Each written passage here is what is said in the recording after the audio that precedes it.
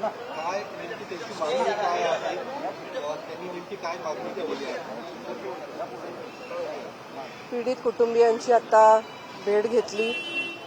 जी दुर्दैवी घटना घडली नसरापूरची, त्या नराधमाला शिक्षा झाली पाहिजे, त्याला त्वरित फाशीची शिक्षा झाली पाहिजे आणि त्याला मरताना मला बघायचंय, अशा प्रकारची एक रास्त अपेक्षा चिमुकलीच्या आईने व्यक्त केलेली आहे. आणि मला असं वाटतं की ही तिची जी अपेक्षा आहे ही लवकरात लवकर पूर्ण होण्यासाठी सर्वच जण आपण प्रयत्नशील आहोत. माननीय मुख्यमंत्री देवेंद्रजी फडणवीस यांनी स्वतः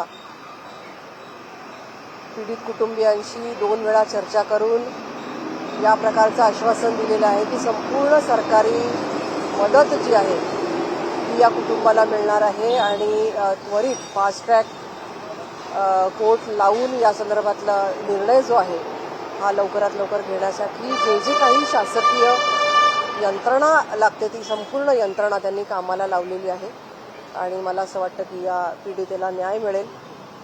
प्रामुख्याने हे दुःख व्यक्त करते की 2 वेळेला हाच नराधम अशाच प्रकारचं कृत्य करतो. 1998 साली त्यांनी हे कृत्य केलं होतं, 2015 साली हे कृत्य केलं होतं. आणि हे कृत्य करून तो जर बाहेर सुटला नसता, 98 साली सुटला नसता तर 15 सालचं कृत्य घडलं नसतं आणि 15 साली सुटला नसता तर पुढची ही घटना घडली नसती. त्यामुळे मला असं वाटतं की कुठेतरी आधीच्या केसेसची सुद्धा अंमलबजावणी करताना, त्याच्यावरच्या गुन्ह्यांचा तपास करताना कुठे हलगर्जीपणा झाला का? ज्या वेळेला एखादा गुन्हा नोंदवला जातो आणि हा गुन्हा नोंदवल्यानंतर तो गुन्हा पुन्हा मागे घेतला जातो, तर तो मागे का घेतला गेला याच्या संदर्भातली सुद्धा चौकशी होणं आवश्यक असतं.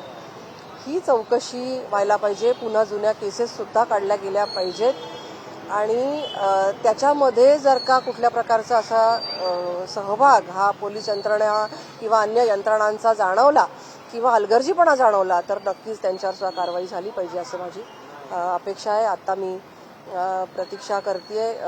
पीडितेचे वडील जे आहेत ते अंत्यविधीसाठी मला असं वाटतं की अस्थिविसर्जनासाठी गेलेत. मी पुन्हा त्यांना येऊन भेटणार आहे आणि उज्ज्वल निकम यांच्या संदर्भातली सुद्धा मागणी या ठिकाणी पुढे येत आहे. त्यांच्याशी सुद्धा माझी चर्चा झाली. माननीय सीएम सरांशी सुद्धा काल मी संपर्कात होते. आज पुन्हा त्यांच्याशी संपर्क करून चांगल्यात चांगले वकील पीडितीला कसे मिळतील आणि सरकारी वकील जे आहेत त्यांची सुद्धा नेमणूक जी आहे ती करण्यासाठी सुद्धा मी लवकरात लवकर पुन्हा संपर्क करणार आहे. पीडितेच्या वडिलांनी जे आहे ते आता एक प्रतिक्रिया दिलेली आहे, कुठल्याही राजकीय नेत्याने माझ्या मुलीला न्याय मिळेपर्यंत भेटायला येऊ नका असं तुमचं म्हणणं आहे. ही उद्विग्नता मी समजू शकते आणि बरोबर आहे त्यांची अपेक्षा. बऱ्याच वेळेला असं होतं की राजकारणी लोक येतात, फोटो वगैरे काढले जातात. हे इतकं दुर्दैवी घटना आहे की या ठिकाणी प्रसिद्धी, फोटो या गोष्टी जरुरीच्या नाही आहेत. या ठिकाणी न्यायासाठी जे करता येईल त्याचा तपशील बघणं आणि संपूर्ण यंत्रणा कामाला लावणं हे गरजेचं आहे. त्यामुळे मला असं वाटतं की पीडित तिच्या वडिलांची नक्कीच ही भूमिका जी आहे, ही उद्विग्नता जी आहे ती खरी आहे. काल जे आंदोलन झालं त्या आंदोलनामुळे ही उद्विग्नता आलेली आहे, कारण काल एका आंदोलकाने तुम्हालाही फोन केलेला होता ज्यावेळेस हे सगळं आंदोलन संपवलं जात होतं आणि तो फोनवर तुम्हाला सांगत होता ही सगळी हकीकत. त्यावेळेस पोलीस नेत होते. कालचं हे सगळं थोडं पोलिसांचा संवाद चुकला, आंदोलन हाताळण्यात चुकलं आणि म्हणून हा सगळा जो संताप आहे तो सगळीकडे पाहायला मिळतो. आज सुद्धा लोक त्याबद्दल भावना व्यक्त करताना पाहायला मिळत आहेत. गेले 2 दिवस मी दापोलीमध्ये होते, त्याच्यामुळे मला ही घटना थोडीशी उशिरा कळली. त्या ठिकाणी रेंज नव्हती आणि रेंज थोडी आल्यानंतर मला ही घटना कळली आणि आंदोलन चालू होतं त्या ठिकाणी. अनेकांच्याशी माझं बोलणं झालं. आंदोलनकर्ते खूप अतिशय तीव्र भावनेने बोलत होते आणि या सगळ्या घटनेमध्ये मी पोलिसांशी सुद्धा बोलले.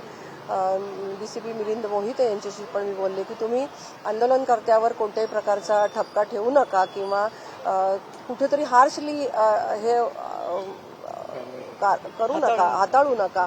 अशा प्रकारचं माझं बोलणं त्यांच्याशी झालेलं आहे. मला काही ठिकाणी असं समजलं किंवा व्हिडिओ सुद्धा आलेले आहेत की लाठीचार्ज केला गेला. असं नको होतं व्हायला. आणि हे मात्र आहे की जे पीडितेच्या घरचे लोक आहेत त्यांना सुरक्षित ठिकाणी मात्र पोलिसांनी हलवलं, ते त्यांच्या आग्रहावरून हलवलं. त्याबद्दल पोलिसांनी अतिशय योग्य पद्धतीने ते हाताळलं. मात्र काही जी टीम होती पोलिसांची ती मात्र लाठीचार्ज करताना दिसली, तर ते असं चुकीचं नक्कीच झालंय असं म्हणावं लागेल.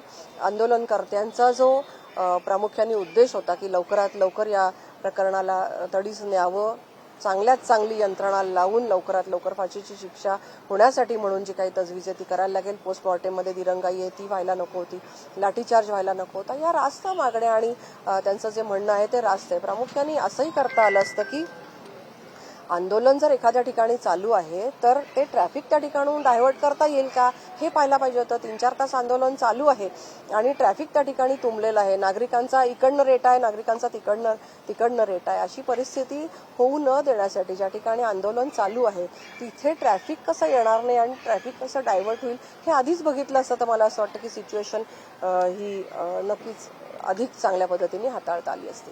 शक्ती कायदा त्याची अंमलबजावणी होत नाही, तो कायदा लागू होत नाही, त्यावर देखील विरोधकांकडनं आणि जर शक्ती कायदा आला असता तर कदाचित अशा पद्धती घटनांना बसेल किंवा संबंधित आरोपींवरती कठोरात कठोर शिक्षा होण्यास मदत होईल. पण राज्य सरकार मात्र त्याबाबत अजूनही निर्णय घेताना दिसतात. विशेष अधिवेशनाची देखील मागणी होती असं केंद्र सरकारकडे अडकण्यात. प्रामुख्याने कायद्यामध्ये नक्कीच काही बदल करण्याची आवश्यकता आहे का असं वाटण्यासारखी परिस्थिती नक्की निर्माण झालेली आहे. मी अनेक कायदे तज्ज्ञांची एकत्रित बोलणार आहे. प्रामुख्याने आपल्या लक्षात येईल की महाराष्ट्रामध्ये इतक्या प्रलंबित केसेस आहेत, पॉक्सोच्या प्रलंबित केसेस आहेत, पुन्हा जे गुन्हे घडत आहेत अशा सराईत गुन्हेगारांचं प्रमाण सुद्धा 33% प्रमाण हे सराईत गुन्हेगारांचे की ज्यांनी आधीच अशा प्रकारच्या गुन्हे केलेले आहेत.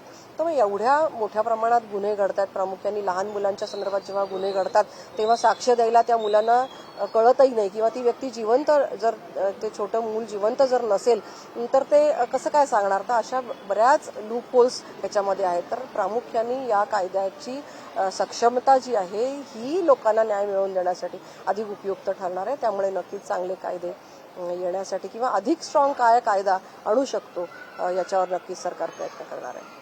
एक हिंदी में दीजिए, आज अपने पीड़ित कुटुंब की मुलाकात ली है, क्या उनका कहना है, क्या पीड़िता के माँ के साथ मेरी बात हुई, अभी मैं उनसे मिलकर आ रही हूँ.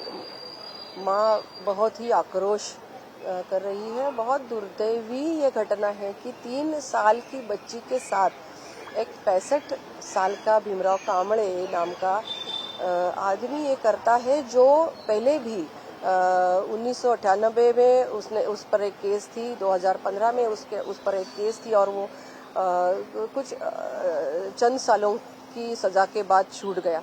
तो मुझे लगता है कि बहुत ही इसमें ज़्यादा प्रावधान होने की आवश्यकता है जिसमें ऐसे आरोपी जो ऐसे गुनहगार जो है वो छूटने न पाए, इसके लिए कड़ा कायदा लाने की आवश्यकता भी है. और माँ के साथ जो मेरी बात हुई उन्होंने कहा कि उस आरोपी को मैं मरते हुए देखना चाहती हूँ. तो बिल्कुल ये रास्त उसकी अपेक्षा है, ये अपेक्षा उसकी जल्द ही पूरी हो क्योंकि फांसी की सज़ा की मांग हर तरफ से आ रही है और बार बार ऐसे केसेस अलग अलग जगह से भी सुनने को मिल रहे हैं. तो ऐसे एक मैसेज इस फांसी से आ जाएगा, मतलब गुनहगार को तो सज़ा मिल जाएगी और गुनहगार को सज़ा देते समय बाकी लोगों को भी एक सबक, एक मैसेज मिलता है कि ऐसी अगर घटना घटती है तो क्या कड़ी से कड़ी सज़ा होती है. तो ये अपेक्षा मेरे ख्याल से रास्त है, सही है.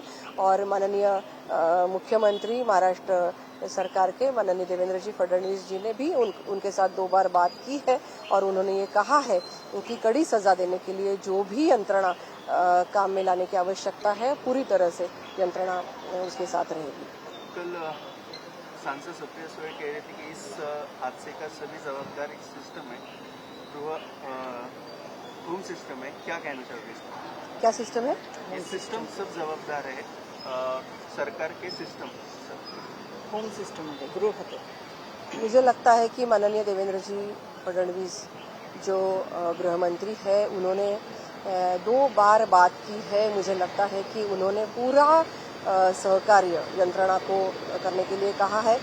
कल भी जो आंदोलन चला, आंदोलनकर्ता जो थे उनमें माता और पिता पीड़िता के माता पिता भी थे, उनको सेफ लेकर उनके घर तक पहुंचाने के लिए और बाकी सब यंत्रणा काम में लाने के लिए गृह मंत्रालय ने काम किया है। पुलिस भी सक्षम है और पीड़िता को जल्द से जल्द न्याय मिलेगा और फांसी की सजा जल्द देने के लिए अच्छा वकील हो, सरकारी वकील हो, सभी प्रावधान सरकार की तरफ से हो रहा है।